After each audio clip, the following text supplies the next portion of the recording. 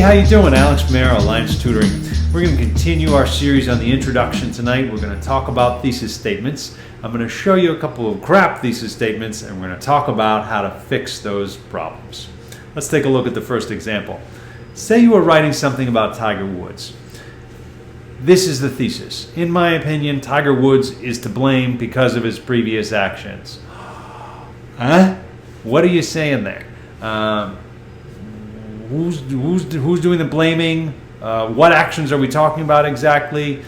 I haven't really made an argument about it because it's too vague, too broad. Don't know what you're talking about. How could you fix that problem? Well, let's say you switch that to Tiger Woods owes reparations to the reputations he destroyed, the obligation of living in a world where reputation is currency. Better. Why is that better? Well, now you've told us what he specifically needs to do because he has destroyed reputations. That is his specific crime. And notice that in bringing in the details of what we're talking about there becomes a lot more argumentative. The true test of a thesis. Can you disagree with that thesis?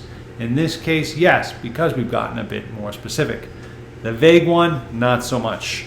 Let's take a look at another example. How about you're talking about the story Salvation by Langston Hughes. The story Salvation by Langston Hughes is an attempt by Hughes to remember the time when he first rejected religion and God because of his frustration. Facts. If you know that story, that is what the story is about. That's the plot of the story. He goes to church, he rejects God, end of short story, curtain. If you write your thesis statement that just says something that happens in the story or the book that's just on the surface, that's not a thesis statement. You're just stating facts. What should you do instead of stating the facts? How can we take it beyond that? Well, in this case, you could say, Salvation illustrates how religion reveals the confusion between figurative and literative worlds for developing minds. Now that is a good argument. What are we saying there?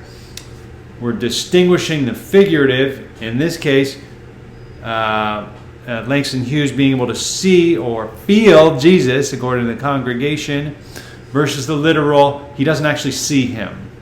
Okay, there is a confusion between those two worlds in the story. That is the point that you're going to focus on. Specific, argumentative. That's something a little meaty. We can dig into that a little bit. We could maybe disagree. We could have a debate about it. That's something more beyond just the simple plot of the story itself. So for that, you win a steak dinner. If you're vegetarian, sorry, something else. A lovely vegetarian casserole.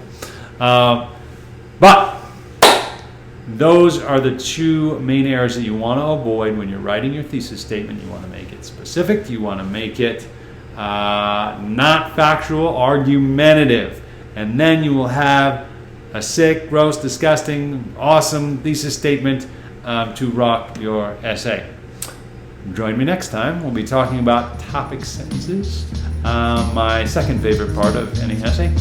And I will see you then. Thanks for joining me.